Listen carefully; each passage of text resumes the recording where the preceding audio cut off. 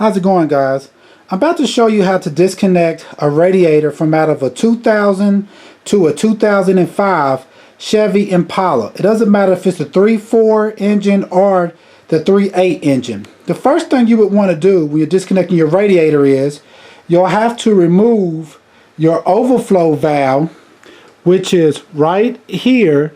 It'll be a little pipe that's on that basically you'll disconnect. Of course, this right here is where you put your actual fluid in that. The next thing you'll have will be right here, which will be a transmission line that's going to be screwed into the radiator itself. I think it takes about maybe a size 15 or 16 wrench to do it. Then as you come down, it'll be another hose right here that you have to disconnect.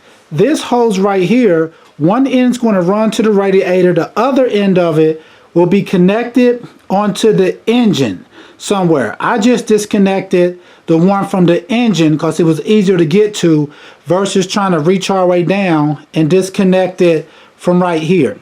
Then below that line, what you're going to have is another transmission line that you have to screw off that's going to take the same size wrench at the one at the top. And to get to this transmission line, you probably need to go from up underneath the car with a wrench to remove that line from it. And then when you come over to the other side of the radiator, what you'll have on this side is another hose, pretty much just like the one that I showed you on the other side, another big black hose, rubber hose, that'll connect onto this. And normally to remove these hoses, there's like the little squeeze clamps that you got to squeeze together and then you pull it off once you do that. And once you've done these things, the radiator should be free to actually come off of the car. Of course, there's going to be a couple of mounts that's on top of the radiator itself. It'll be like two screws. Now if you look kind of in the lip, two screws, one on this side and it'll be like another one over on this side that you will release also. And also there'll be electrical cord. This is your fan right here. What I'm touching now is the actual fan. So when you remove the stuff, you'll actually be taking the fan and the radiator off at the same time. I'm going to show you also how to remove the fan from the radiator. But before you can remove the fan and the radiator combo, you also need to unplug the electrical connections. That's going to be one plugged into here and another one plugged in right here.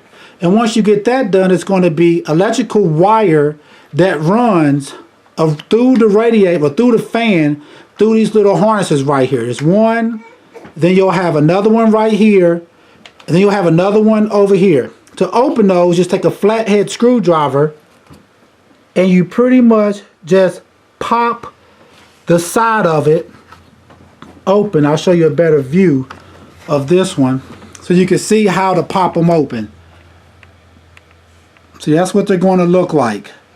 And all you want to do is come around to the other side, and as you can see inside of there, you just take you a screwdriver, a flathead screwdriver, right in that little corner and just pop that open.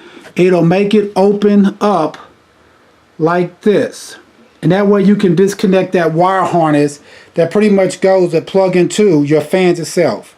Now if you need to disconnect the fan itself, which is what this is on the back, from your radiator, what you need to do is there's two screws. There's one that's going to be right here. You want to take this one off, and then you have one on the other side of the radiator right here, and you take that one off. Once you remove those two screws off of it, and you also of course you want to remove the mounts at the top, the fan itself should basically disconnect from the radiator.